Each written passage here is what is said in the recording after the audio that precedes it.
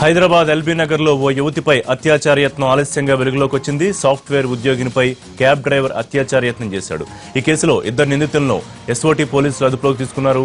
విజయవాడ వెళ్లేందుకు యువతి ఎల్బీ నగర్ లో వేచి ఉన్న సమయంలో ఈ ఘటన జరిగింది. సిటీ శివారులో బాధిత యువతిని వదిలేసి ఉడాయించాడు క్యాబ్ డ్రైవర్.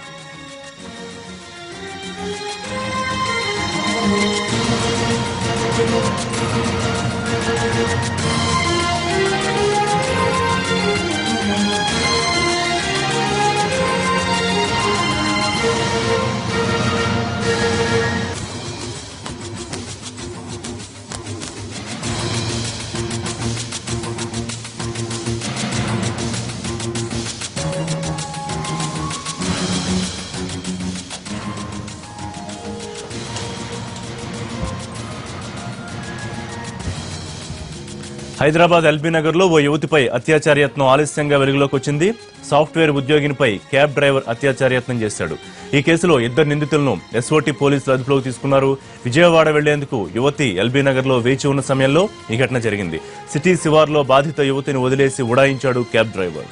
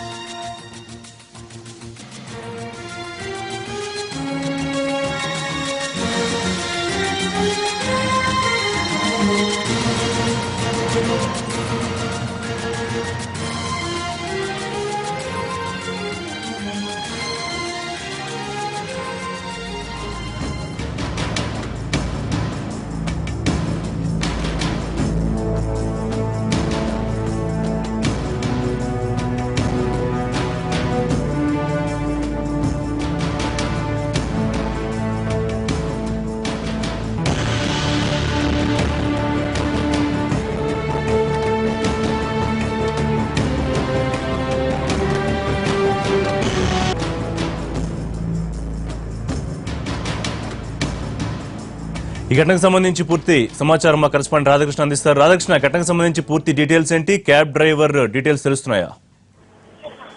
రిషి, ఈ కేసులో ఇప్పటికే ఇద్దరు నిందితులను కూడా అదుపులోకి తీసుకున్నారు ఎల్బీ నగర్ పోలీసులు.